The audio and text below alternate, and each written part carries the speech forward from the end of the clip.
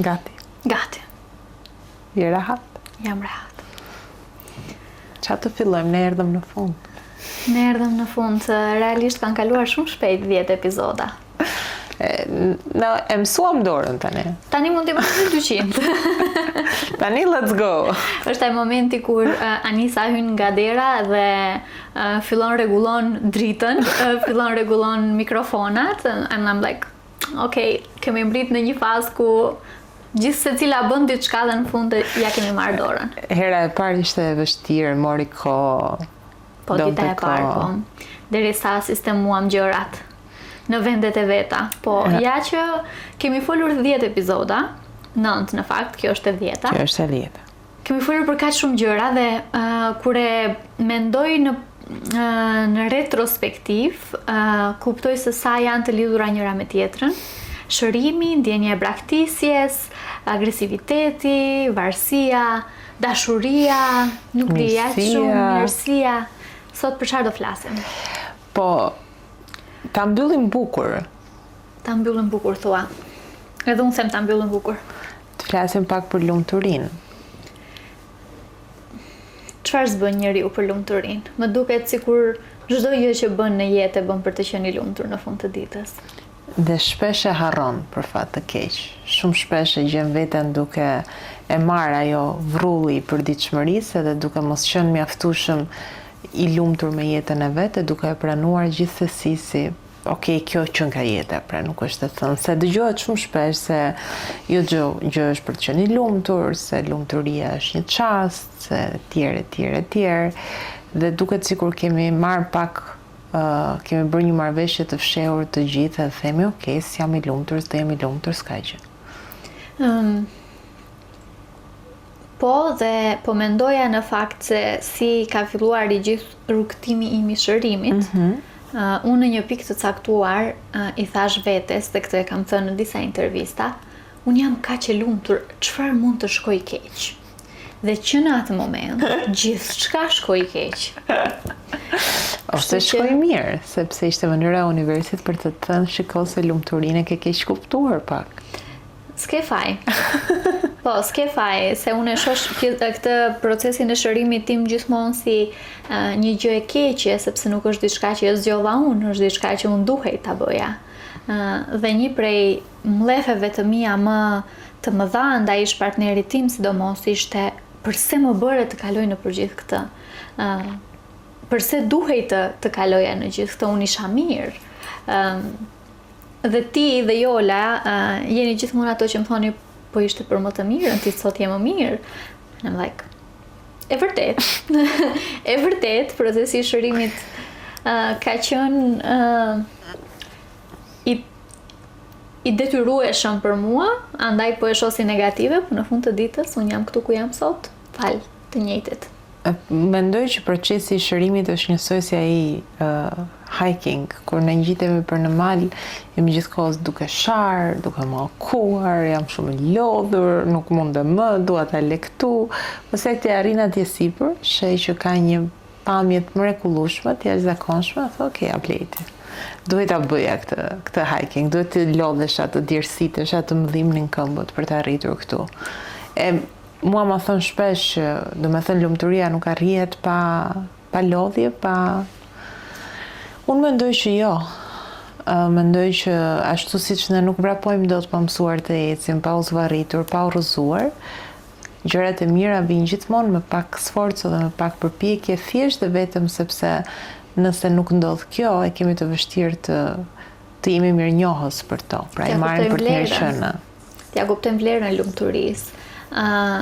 Vin pacientët e ti ndonjëherë duke thënë unë dua të jem i lumtur, andaj kam ardhur?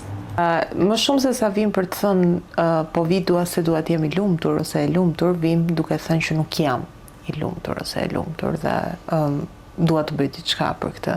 Por janë gjithmonë raste shumë fantastike kur ndodh kjo. Pra është gjithmonë një të vi dikush thjesht sepse nuk është i lumtur, është shumë më mirë se sa të vi kur është i mjeruar, pra kur është shumë keq.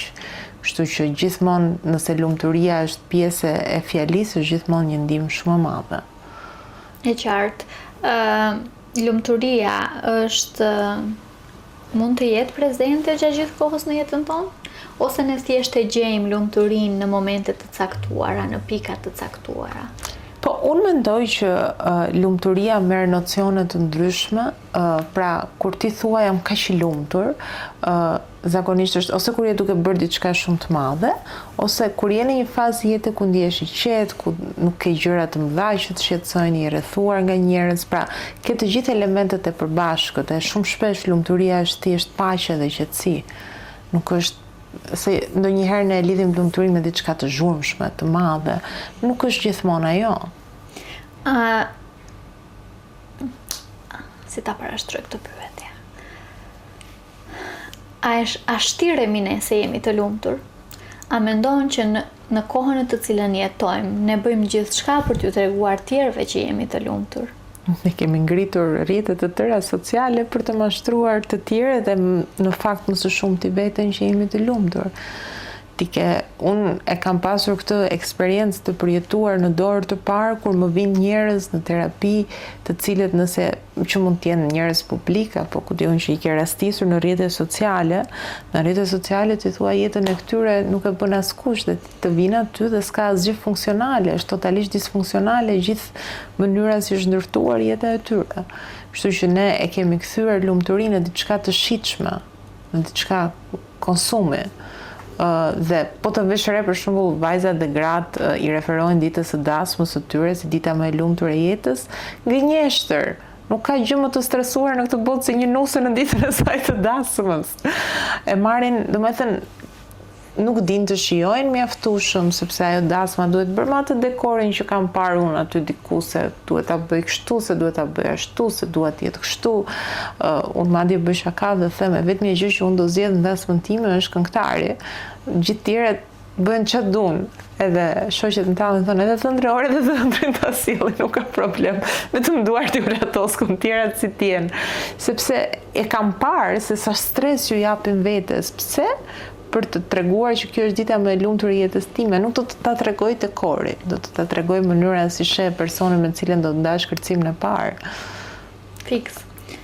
Sidomos rrjetet sociale ti e përmende, po bëjmë kaq shumë për të treguar atje që unë po bëj një jetë luksoze mbi të gjitha, unë po shëtis kaq shumë, unë po e shijoj jetën kaq shumë. Megjithatë, një prej gjërave që aq shumë diskutohet është nëse çifte që ndajnë fotografi bashkë dhe ndajnë jetën e tyre bashkë në rrjetet sociale janë ose nuk janë të lumtur në jetën reale. Dhe kam lexuar studime të ndryshme që aprovojnë të njëjtën ose thonë që jo ata që nuk ndajnë janë më të lumtur ose jo ata që ndajnë janë më të lumtur. Megjithatë, ne kemi shumë shpesh diskutime të tipit po ai nuk e ndan kur gruan e vet në rrjetet sociale, nuk shpërndan kur një fotografi me të. Është kjo zakonisht një shenjë e burrave që duan t'i ikim pak martesës, mënyrës se si paraqesin veten në rrjetet sociale. Dgjoj, unë mendoj që kjo rëndësia që ne i kemi dhënë rrjeteve sociale është aq fiktive dhe aq e parëndësishme. Po burrat kanë tradhtuar dhe kur s'kishte rrjete sociale. Po, dhe do të tradhtojnë, po tani është bërë shumë e dukshme. Po ti çon një alamet sherri në shtëpi se partneri jot ka bërë një like diku diçka. Ka bërë like-un e trupit të një gruaje tjetër, ti e merr totalisht personale se trupi jot me trupin e saj nuk ngjajnë. Dhe thua okay, këtë pëlqen ai, nuk më pëlqen mua, ndërkohë ka bërë like-un as e ka menduar, thjesht ka vazhdu, ndoshta dhe e ka menduar, pra nëse ti e duke u marrë me këtë, më beso ke një hall shumë të madh në shtëpi se sa Instagrami i burrit të. Unë thjesht doja të kuptoj këta burra që nuk ndajnë fotografi me partnerën e tyre. E kanë për çfarë arsye? Se ndoshta s'duan t'i ndajnë fotografitë, se ndoshta duan të vazhdojnë të duken sikur janë single, se ndoshta kanë frikë se i marrin sysh, se ndoshta. Okej. E përse vajzat atëherë ndajnë kaq shumë fotografi me partnerin? Se ashtu e tregojnë që janë të suksesshme. Në kohët e sotme nëse ti nuk ke një partner, ke dështuar. Sa të dështuara që jemi. Ne janë podcaste bëjmë në qëketat. Kaq kemi. Ti Ani si e lumtur? Jam. Si do e definoj lumturinë tënde? Në këtë moment është të qenit shumë në paqe me përditshmërinë time, e dua shumë si më nis dita dhe si më përfundon. Me mua? Kohët e fundit po një. Po në përgjithësi, ka qenë një luftë shumë e gjatë. Viti që shkoi për mua ka qenë një rrëmuj shumë e madhe e brendshme me cilën më është dashur të punoj në terapi dhe jo vetëm. Dhe për mua fundi 2024-s edhe këto muaj të 2025-s kanë qenë një dëshmi e qartë se çfarë magjie ndodh kur ti di të kujdesesh për veten e përpasoj edhe për njerëzit që ka rrotull.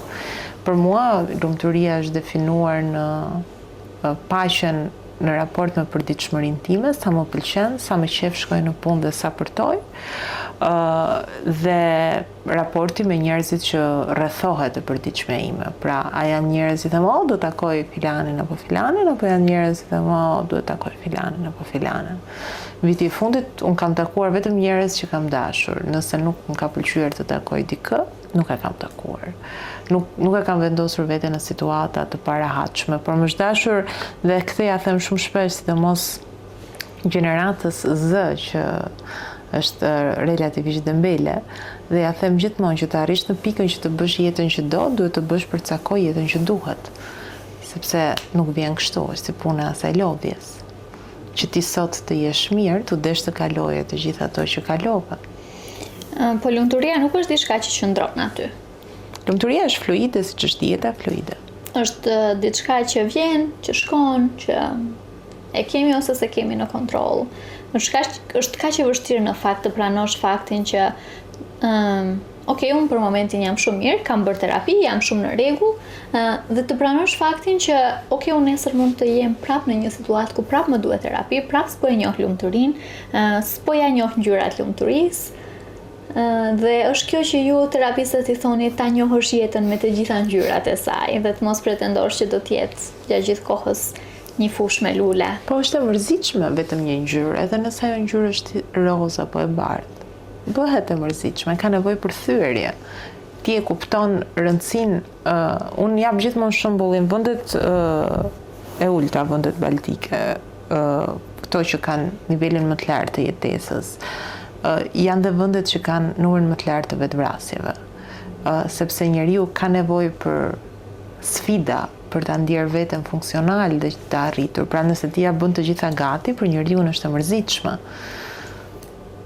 Prandaj është shumë e thjeshtë ti të shohësh fëmijë të lumtur në vargun e familjeve që nuk janë shumë të pasura, por që janë mesatarë ose ndonjëherë edhe të varfra, sepse gëzojnë kollaj, arrin t'ia gjejnë jetës gëzimin edhe te një gotë qumësht me kakao. Ndërkohë që një fëmijë që ti e ke rritur me Lamborghini, do jetë shumë e vështirë ta mësosh me lumturinë. Pra, lumturia është një proces I vazhdueshëm, nuk është një destinacion, nuk është një moment në kohë që duhet arritur dhe pa arritëm atë është vetëm rënje pasaj. Është një gjë fluide.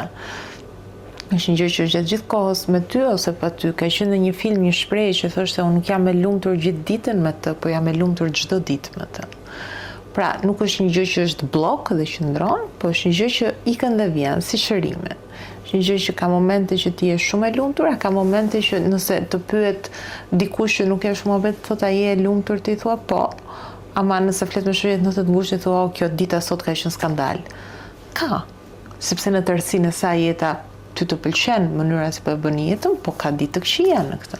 Definitivisht, dhe derisa ti po flet, unë po mendoj për familjet tona shqiptare, se sa të njohur e kanë konceptin e lumturisë dhe duket sikur jeta jon edhe e tyre janë në fakt është rrotulluar kaq shumë gjatë kohë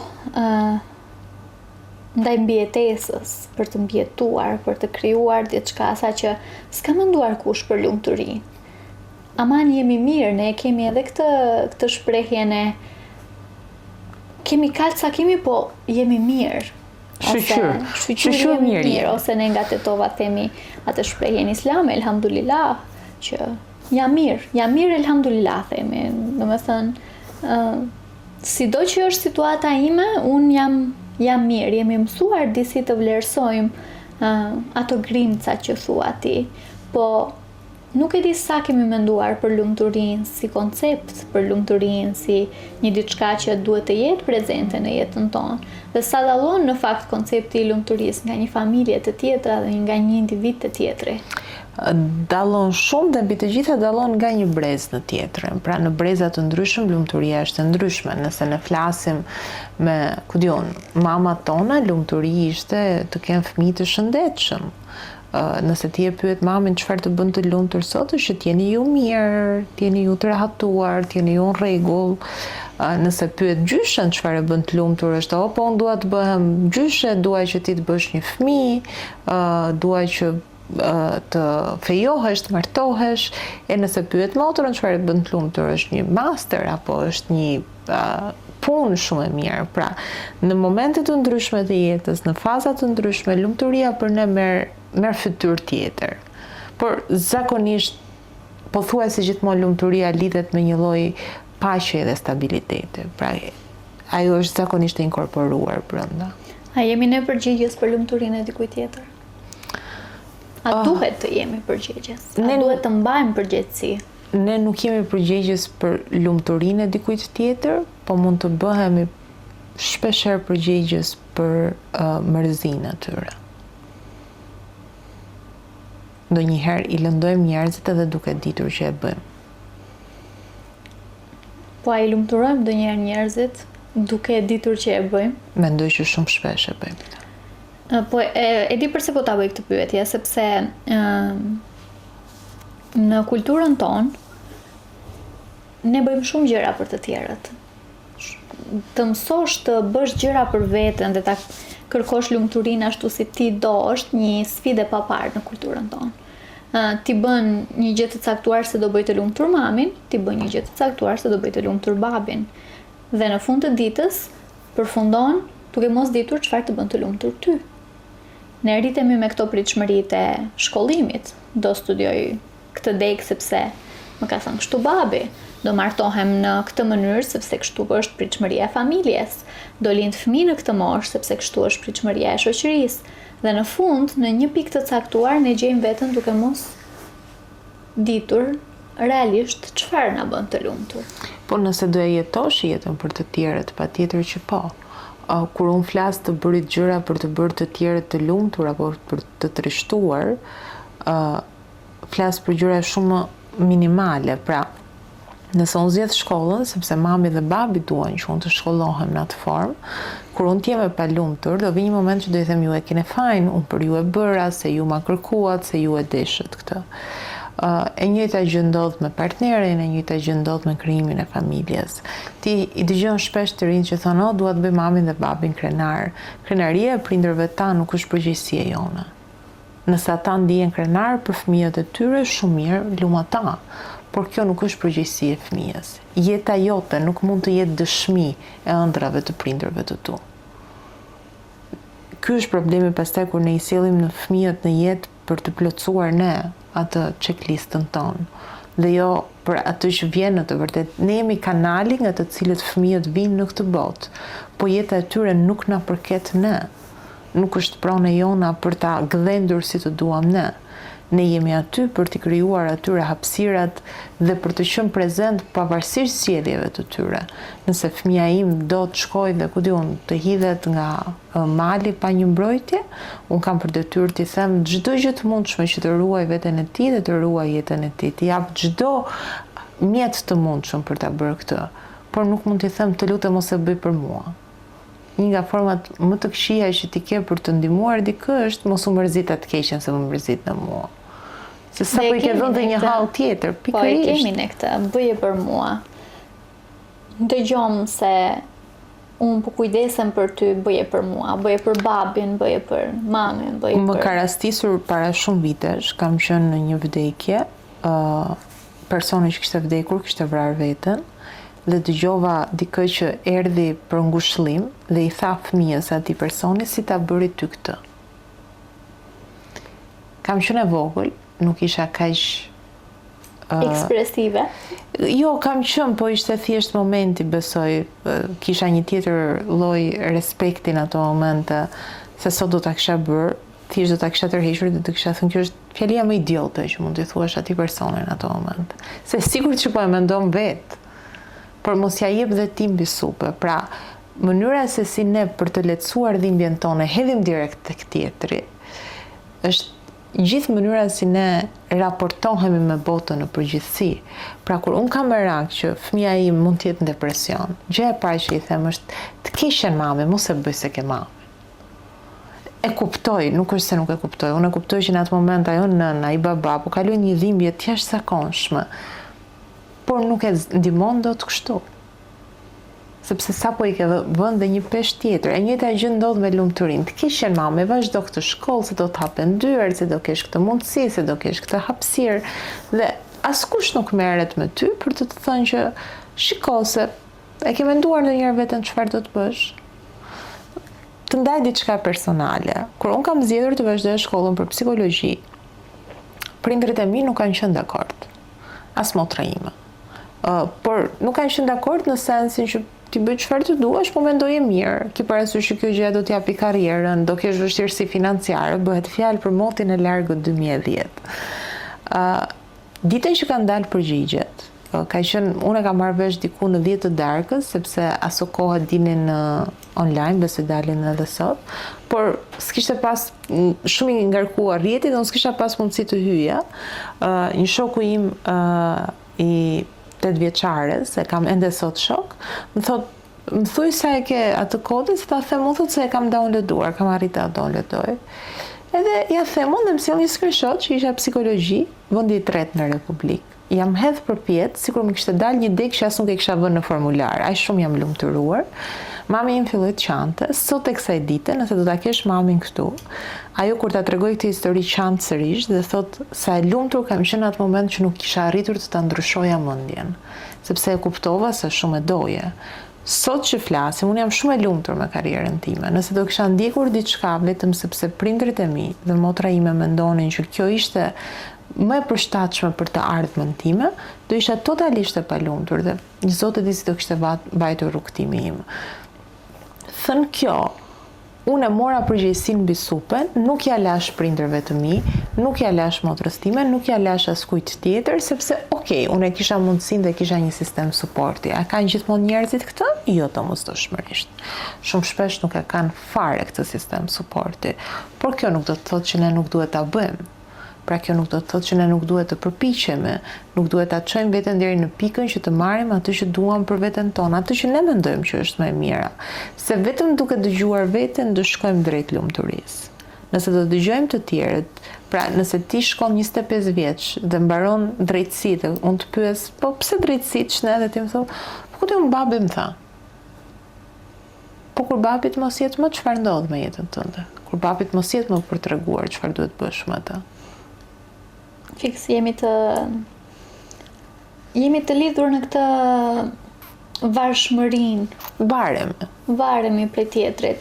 Dhe gratë kanë përshtypjen janë shumë shpesh viktima të kësaj, sepse neve na kanë mësuar që ti je në këtë shtëpi, babai jot ka jetën tënde në kontroll deri në momentin kur ti kalon te një partner dhe partneri jot merr jetën tënde në kontroll. Dhe vajzat janë mësuar kur të jenë të pavarura në këtë sens. Janë mësuar gjithmonë të marrin leje, janë mësuar gjithmonë të thonë a mundem, ose të njoftojnë paraprakisht që po shkoj këtu ose po shkoj atje, për të marrë konfirmimin e tjetrit dhe kjo varshmëri pastaj pasqyrohet dhe reflekton edhe te çdo gjë dhe çdo vendim që ato marrin në jetë. Anis, ne jemi drejt fundit dhe derisa ti po flet në këtë episod, unë po mendoj 500 gjëra në kokë, nuk po mendoj vetëm për lumturinë, po mendoj për gjithçka që ne folëm, sepse derisa ti flet, unë po kuptoj sa e rëndësishme është vendosja e kufive, po kuptoj sa e rëndësishëm është procesi i shërimit, sa e rëndësishëm është të ndjekësh ëndrat dhe dëshirat e tua në fund të ditës. Dhe po bëj një kthim mbrapa në gjitha gjërat që kemi folur në të gjitha epizodat e kaluara dhe mendoj që kjo ka qenë një prej eksperiencave më të bukura të mia, sepse kam njohur veten në një tjetër dimension, po dhe do më njohi në një tjetër dimension, po edhe ty besoj se ke ndarë ca gjëra shumë personale që nuk besoj që i ke ndarë ndonjëherë. Për mua ka qenë një eksperiencë shumë ndryshe, në të gjitha format, edhe në të shprehurin, edhe në rahatin, edhe në setting, ka qenë shumë eksperiencë e bukur. Uroj shumë që të gjitha gjërat që ne folëm të shkojnë atje ku ka nevojë të shkojnë, dhe uroj shumë që njerëzit që do marrin informacion nëse do kenë nevojë për më shumë të tillë të vazhdojnë të kërkojnë. Jetojmë në një epokë ku duhet jemi shumë të kujdesshëm se ku e marrim informacionin dhe ku zgjedhim ta marrim. Unë do doja që njerëzit mos marrin kurrë asgjë për të mirë qenë, edhe kur e thot Anisa, edhe kur e thot Rita, të mundohen të bëjnë kërkimet e tyre, sepse sot e kanë mundësi, nuk kanë nevojë të marrin gjërat shablon. Mua ajo që më pëlqen në gjithë rrugtimin e podcastit tonë është që e nisëm me shërimin dhe përfunduam me lumturinë, sepse në fund të ditës të gjithë ne zgjohemi me dëshirën për të krijuar një jetë për cilën të jemi të lumtur. Zakonisht kur gjithçka mbaron, ajo çfarë mbetet pas është si është jetuar jeta. Unë dua shumë që njerëzit të kuptojnë që është bukur që njerëzit të mbajnë mend si njeri të lumtur më shumë se sa si njeri të sakrificës, e të lodhjes, e të përpjekjes. Ato janë shumë të rëndësishme, por duhen bërë në emër të ndjesive pozitive. Jeta i ka të gjitha, ka dhe mërzin, ka dhe dhimbjen. Kur ti flet për lumturinë është e pamundur mos flasësh për mërzin. Kur flet për trishtimin, do flasësh dhe për gëzimin. Kur flet për kur flet për dhimbjen, do flasësh për shërimin. Pra, ne vim të gjitha, është duale jeta, vim të gjitha bashkë, vim të gjitha njëra me tjetrën. Kur një fëmijë lind, jeta e tij brenda barkut ka mbaruar. Pra, ndodh në të njëjtën kohë dy gjëra, kështu që nga momenti që ne marrim frym për herë të parë në këtë jetë, e qara jonë tregon që ne po jetojmë dhe nuk ndryshon kjo asnjëherë. Sa herë qajmë si të rritur, është thjesht shenjë që jemi ende duke jetuar dhe kemi ende mundësi për të qeshur më vonë. Unë uroj shumë që kushdo që e dëgjon këtë apo do ja tregoj dikujt tjetër, të kuptoj që këtu brenda mund të gjej shumë indicje dhe shumë nxitës për të përmirësuar jetën e vet, por nuk ka kura, nuk ka receta, nuk ka asgjë të gatshëm. Absolutisht, unë mendoj që ne kemi arritur të përmbledhim në pika të shkurta pak nga ajo që ne mendojmë, nga ajo që ne jetojmë të dyja, ne këto biseda i kemi edhe në jetën tonë të përditshme. Andaj ndoshta dhe funksionon podcasti, andaj ndoshta dhe funksionon për te qershorit. Unë mbi të gjitha dua të falenderoj shumë edhe We Balkans dhe rrjetin e ambasadorëve të rinj evropian, sepse pa to nuk do ishte mundur. Dhe normalisht uroj që kjo të jetë një tjetër nxitje për të gjithë rrjetin, për gjithë ata që janë pjesë e rrjetit, për të bërë kështu gjëra të bukura, e konsideroj unë në fund të ditës podcastin.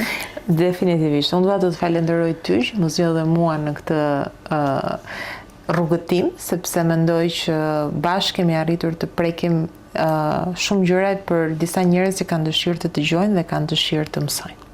Patjetër që po. Unë zakonisht e kam mbyllur këtë podcast bashkë me ty, me shprehjen deri herën tjetër, dhe do ta mbyll sërish me deri herën tjetër, sepse sado që ky podcast po përfundon, nuk do me thënë që nuk do të rikthehet. Nuk i dihet asnjëherë. Kështu që deri herën tjetër. Faleminderit dhe deri herën tjetër.